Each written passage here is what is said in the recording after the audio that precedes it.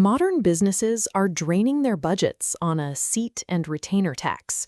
Organizations routinely pay for 14 or more redundant software applications across different departments, often with overlapping functions. This traditional software as a service model forces your operational budget to absorb significant waste. You are charged the exact same flat rate for a software license, whether an employee is actively using it or if it sits dormant over the weekend. To see the scale of this inefficiency, look at the markets. Traditional software targets a tool budget of roughly $200 billion, but right next to it is the operational labor budget, a $4 trillion market.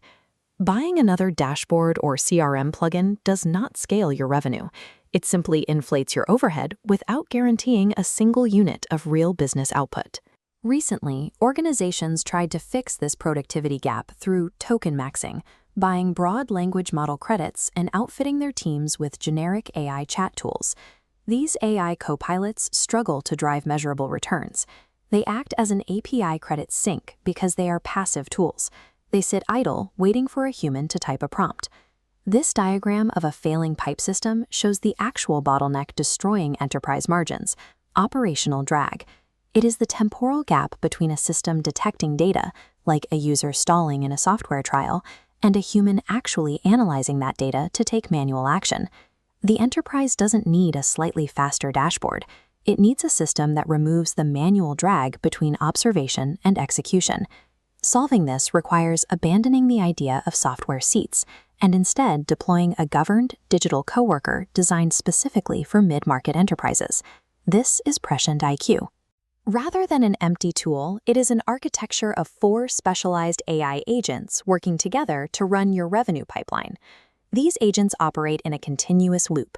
A prospecting agent identifies accounts, an outbound agent decides on messaging, a trial conversion agent acts on stalled evaluations, and an expansion agent learns from user behavior to surface upsell opportunities. The autonomous pathway takes those signals and drafts a targeted outreach pipeline in under 4 seconds. It bridges the temporal gap between detection and execution, bypassing the days of manual research typically required. While this speed targets operational drag, relying on autonomous execution for customer outreach creates immediate pressure on enterprise safety and brand governance. Financial institutions and mid-market companies cannot afford the brand damage of unchecked AI. Even a minor hallucination in a live customer email carries too much reputational risk.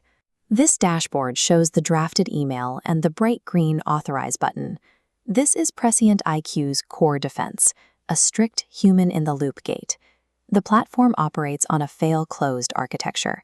There is no auto-send bypass toggle. Nothing becomes externally visible until a named human actively approves it. This structural limit prevents unauthorized execution by requiring a human authorization token. This lock-and-key paradox is what makes autonomy possible. Absolute systemic restriction is the only way to safely deploy continuous AI execution. But safety requires accountability. If auditors or investors ask what your AI systems were doing 3 months ago, you need a way to explicitly prove the rationale for every action. Every approved action is the business rationale, the system state, and the verified identity of the human who authorized the event. This level of traceability moves AI into the realm of deterministic, justifiable ROI. This table shows the final shift: labor as a service. Organizations now reject paying for idle access, instead paying exclusively for verified results. We define a billable unit strictly: 1 completed workflow, 1 human approval, and 1 success entry in the ledger. If any of those stages fail, you pay nothing. Idle system capacity, drafted pipelines, and rejected ideas carry a cost of exactly $0. This elevates the role of your workforce. Employees stop acting as repetitive manual operators, instead becoming strategic governors, verifying a massive volume of digital labor. Success in the mid-market now depends on moving past idle software capacity and deploying autonomous labor that is both defensible and metered.